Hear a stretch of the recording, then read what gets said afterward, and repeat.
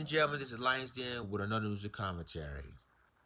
This story is so disturbing, y'all. A black man riding his bicycle in his own neighborhood was brutally attacked by his racist white neighbor. And this incident happened in Seabrook, Texas, which is a suburban part of Houston. This guy name is Elliot Reed, and I'm going to read this article in a second. But Elliot Reed was minding his own business. He's just riding his bicycle when his racist neighbor confronted him and say, you don't belong here, you making us nervous. They call him the N-word, and luckily he's still alive. So let me go ahead and read this article. This article is from KTRK TV, which is an ABC affiliate in Houston. It says a man who was brutally beaten in a Seabrook neighborhood claims the attack was fueled by nothing but racism. I'm traumatized, said Elliot Reed, who lives in the Lakeview neighborhood. Reed, who rides his bike around every morning, said on Friday he came across a man who told him he did not belong in the neighborhood. He's just looking at me at the stop sign, Reed explained. He said, you need to get out of this neighborhood because you're making a lot of people nervous. Reed said the man continued to antagonize him as he crossed the median to try and get away. He said, I need to get off this neighborhood. He said, you don't live here, and if I catch you, I'm going to do something to you, Reed said. I'm going to stop you right there. Who the hell is he? Is he a cop? Who in the hell he think he is? Tell a man that you don't belong here, that if I catch you riding a bicycle, I'm going to do something to you. What?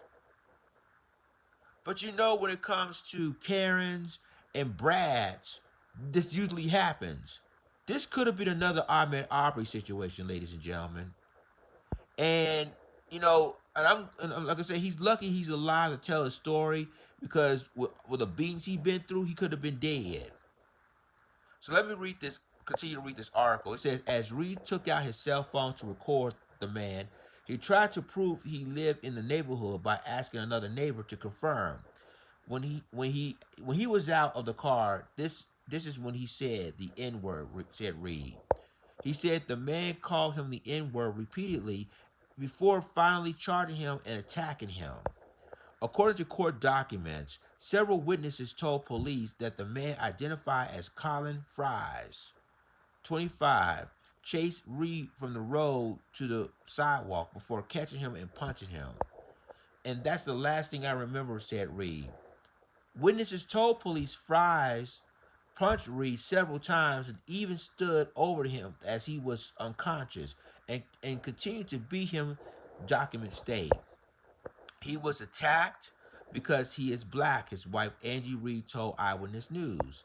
In addition to several cuts that require more than a dozen stitches in his face, Reed suffered a broken tooth, fractured cheekbone, and a burst blood vessel in his eye. I don't care where you live, you don't deserve to be disrespected by the color of your skin, Reed's wife said. Fries has been charged with misdemeanor aggravated assault. It's insulting and disrespectful, said Reed's wife. I'm going to stop you right there again. They should have charged him with a hate crime as well. To me, this shows you that no matter where you live at, if you live in a black, if you're black living in a white neighborhood and you deal with a racist neighbor like that, they're gonna do something to you. And again, even though he was charged with a misdemeanor, that still didn't charge him with a hate crime. So let me continue with this article. It says, when asked why the charge was a misdemeanor, guess what the Harristown District Attorney says? This is what blows your mind. They said that, they explained that Seabrook's investigating officers had not yet submitting evidence, including medical records that show Reed suffered serious bodily injuries. So let me get this straight. What are you trying to say? Is that he did this to himself? That he just basically bust his own teeth, crack his tooth, lost his eye? He did this all by himself, and he said there's not enough evidence? They try to protect this white guy. That's what I'm saying with the criminal justice system. They always protect their own. And this is why we can't trust the criminal justice system. You see, if it wasn't for video and pictures the police officer gonna go side with the white neighbor anyway. But the thing of it is that they don't have enough evidence. So you have pictures of the man with broken tooth, busted skull on his, busted cheekbones, and lost an eye, and you say they don't have enough evidence. Really? Let's continue this. It said in a statement, the district attorney's office also addressed the family's concern that the attack was a hate crime. We are still in the initial stages of the review of this incident, a district attorney's office representative said. What happened with regard to whether a charge is increased or a hate crime is enhancement is added will depend upon the excuse me, totally of the evidence. Eyewitness News attempted to speak with Fry at his home in Seabrook, but his mother said they have no comment. Fry is due back in court on Friday, and that's the end of the ABC 13 article.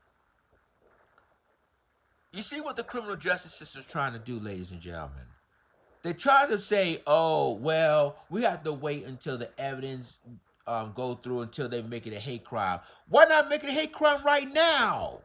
You see pictures of him almost lost an eye, broken cheekbone because of his attack, and then you made it to a misdemeanor. This should have been a hate crime automatically. But you see what the criminal justice system is doing, ladies and gentlemen. They always sides with the white man at all times. But again, ladies and gentlemen, there could have been another armed robbery. Only difference with the armed robbery case, they chased this man down with the. You see what happened with the McMichaels chased this man down, killing armed robbery, all because he was jogging around the neighborhood in Georgia. But see, in this case, he was just riding his bicycle around the neighborhood, and you got a racist neighbor claiming that you don't belong here, get out in the neighborhood, or if I ever catch you again, I'll do something to you. Who is he? But y'all, ladies and gentlemen, if this role were reversed, if this black man tell a white guy, "Well, you don't belong here, and if you do something, if I catch you do it again, I'll do something to you," and he attacked them, he would have been charged with a hate crime. If it was a gay guy or a lesbian woman, they would have charged this black guy with a hate crime because he was a gay or a lesbian. Same with the Asian person. See, this is why I say when it comes to black people in this country, we are open season. We'll get easily targeted for the color of our skin. And again, y'all, this is another case of a neighbor that wants to attack a black man because he can, because of his white privilege. Y'all let me know what you think about this. I mean, ladies and gentlemen, they should have been charging with a hate crime, no questions asked. But they're gonna try to like stall and say, "Well, we have to wait till the system." No, charge him with a hate crime for goodness sake. But you know, the criminal justice system always want to side with a white person first before they make a decision on whether they want to charge this man or not with a hate crime.